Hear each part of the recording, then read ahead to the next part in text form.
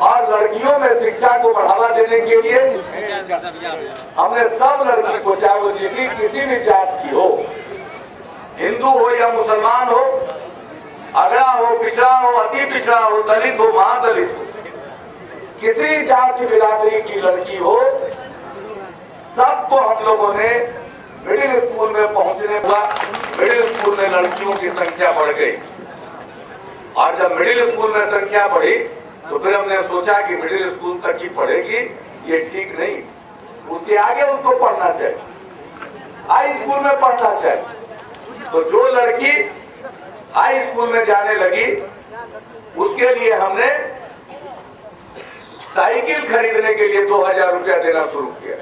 पहले सरकारी स्कूल में, अब मान्यता प्राप्त दूसरे स्कूलों में, मान्यता प्राप्त मदरसा में, वित्त रहित स्कूलों में, सब जगह हम लोग देने जा रहे हैं। उसका नतीजा क्या हुआ? लड़कियां साइकिल चलाते हुए अब स्कूल जाती है। साथ यहाँ पटना शहर में जो राजधानी है बिहार का, वहां तो लड़कियां साइकिल चलाते हुए नहीं दिखती थी। आज गांव-गांव में लड़की साइकिल पर चढ़कर सहेलियों के साथ झुंड बांधकर स्कूल जा रही है। पूरे इलाके का नजारा बदल। ये जन समाज आज कोई लड़की पर थपकी नहीं कस रहा, अपनी बेटियों और बहनों के लिए लोग रास्ता दे रहे हैं। पूरा का पूरा नजारा बदल गया और 3 साल के अंदर हमने सोचा, उस पर अमल कर दिया। अब लड़कियों का कर दिया। अब इसके बाद लड़की का पहले क्यों किया? इसलिए कि लड़कियों में शिक्षा की कमी थी। तब लड़की का कर दिया। शिक्षा में अब वो आगे आने लगी तो लड़का लोग भी देखते रहता था खाली कि लड़की को मिल रहा है। तब लड़का सबको घबराने की जरूरत नहीं है, उनके बारे में भी हम फैसला ले रहे हैं। अब लड़की के साथ साथ लड़का के लिए भी इंतजाम कर रहे हैं ताकि वो लोग भी पसंद रहे। देखिए, सबसे बड़ी चीज है उत्साह। बिहार जैसे पिछड़े प्रदेश को आगे बढ़ाने के लिए यहाँ के जन जन में उत्साह होना बहुत जरूरी है। और हम चाहते हैं कि लोगों के मन में जो एक उत्साह का भाव पैदा हुआ, ये कायम रहे। देखिए, बुझे हुए मन से कोई बड़ा काम नहीं होता। आदमी का मन बुझा हुआ रहे तो कोई काम नहीं कर सकता। अगर उसके मन में उमंग हो, उल्लास हो, उत्साह हो, तो मुश्किल काम भी वो करने में कामयाब हो जाएगा। इसलिए हम चाहते हैं कि लोगों के मन का उल्लास बना रहे, उत्साह बना रहे। तो हम इस प्रकार से बिहार को बदलने की कोशिश कर रहे हैं। पहले गरीब गुरबा आदमी का भी इलाज नहीं हो पाता, सबको जाना पड़ता था प्राइवेट डॉक्टर के यहाँ, उसके निजी क्लिनिक में। हमारी सरकार बनी 2006 से 6 में हमने सबसे पहले सर्वेक्षण कराया कि सरकारी अस्पताल में कितने लोग इलाज कराने जा रहे हैं। हमने सर्वेक्षण कराया तो यही पता चला कि 7 महीने भर में औसतन एक प्राथमिक स्वास्थ्य केंद्र में जो ब्लॉक स्तर पर है, जो बिया में, उसमें औसतन 1 महीने में 39 मरीज इलाज के लिए जा रहे हैं। 39, 30 दिन में 39। कहने का मतलब किसी दिन 1 या किसी दिन 2। हालत खराब थी, कभी डॉक्टर नहीं, दवा को कौन पूछे, दवा का नाम लिखने के लिए कागज का टुकड़ा नहीं रहता था। और वहां से हमने शुरू किया प्राथमिक स्वास्थ्य केंद्र तक की हालत को सुधारने के लिए जितने हमारे डॉक्टर थे, अब उसके नीचे नहीं।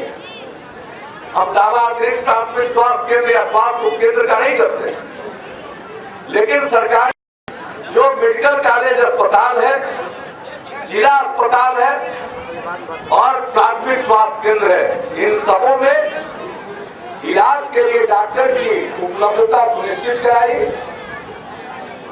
दवा मुफ्त में देना शुरू किया। सांप काटने पर जो दवा की जरूरत पड़ती है वो भी हमने उपलब्ध कराया उनकी उपलब्धता के कारण। और आज हमें उसको आगे ले जाना।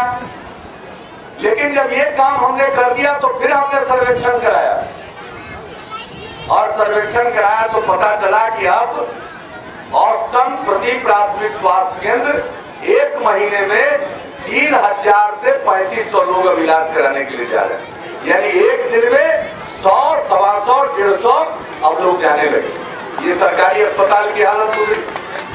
तो शिक्षा का, स्वास्थ्य का, इन सब चीजों पर जो हम लोगों ने ध्यान दिया, और अब इसके बाद बुनियादी ढांचा, सड़कों पर निर्माण शुरू हुआ।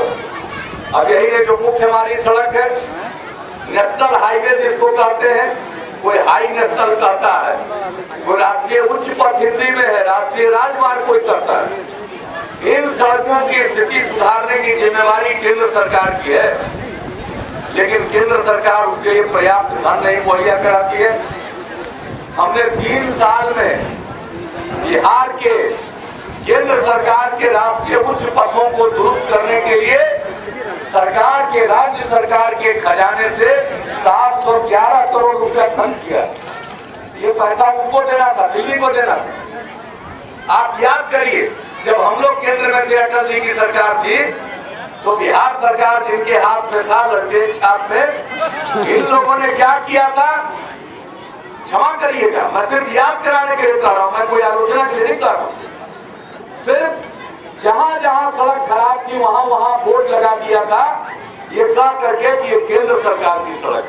ये काम हम भी कर सकते थे कि ये केंद्र सरकार की सड़क, वाकई केंद्र सरकार की सड़क। लेकिन हम हाथ पर हाथ धरे बैठे नहीं रहे। अटल जी के समय में ही प्रधानमंत्री ग्राम सड़क योजना शुरू हुई, 1000 की आबादी तक के गांव को पक्की सड़क से जोड़ने के लिए। हमारी सरकार बनी तो हमने 500 की आबादी तक के गांव और टोलों को पक्की सड़क से जोड़ने के लिए मुख्यमंत्री सड़क योजना की शुरुआत की। और चिंता मत करिए, हम 500 की आबादी तक के गांवों को, अभी हमारी योजना है 12 मासी पक्की सड़कों से जोड़ देंगे। और हमारा तो लक्ष्य, हम सड़कों को ठीक बनाना चाहते हैं। बिहार के किसी कोने से कोई आदमी अगर चले तो अधिक से अधिक, यानी हम यहाँ की बात नहीं कर रहे, ये तो मुश्किल से 2 घंटा की दूरी पर है पटना से। मैं बात कर रहा हूँ बिहार के सबसे दूर दराज इलाकों की। अब किशनगंज जिला, वहां से चल करके, वहां के किसी गांव से चल करके, चंपारण के किसी गांव से चल करके अधिकतम 6 घंटा से कम समय में राजधानी पटना, यहाँ का जो आदमी चल के आना चाहे वो पहुंच जाए। इस आदर्श स्थिति को हम प्राप्त करना चाहते हैं और वो हमारा मिशन है, इस पर हम चल रहे हैं। लेकिन कोई कहेगा कि एक ही दिन में सब हो जाए, तो भाई ये पौराणिक गाथाओं में है कि विश्वकर्मा जी फूकेंगे और महल बन जाएगा और सड़क बन जाएगी। हम लोग हाड़ मांस के आदमी, इंसान हैं, हम देवता नहीं, हम मेहनत करते हैं। तो हम शुरू किया, पहले का नहीं काम होता था। क्या हालत थी हमारे, पहले तो 2000 करोड़ रुपया भी साल में विकास के मद में खर्च नहीं हो पाता था। अभी जो बीता साल है 12,500 करोड़ रुपया हमने खर्च किया है। नया साल 1 अप्रैल से शुरू हुआ। इस साल हमारा लक्ष्य है 16,000 करोड़ रुपया विकास के काम में खर्च करने के लिए, सड़क के लिए, सिंचाई के लिए, इन सब चीजों के लिए। हम जाते हैं, आज आप सिंचाई की चिंता कर रहे हैं, पानी के प्रबंधन की जरूरत है। हमारी योजना है उत्तर बिहार के नदियों को जोड़ने की। बाढ़ से वो इलाका तबाह होता है। अब तक नेपाल में डैम नहीं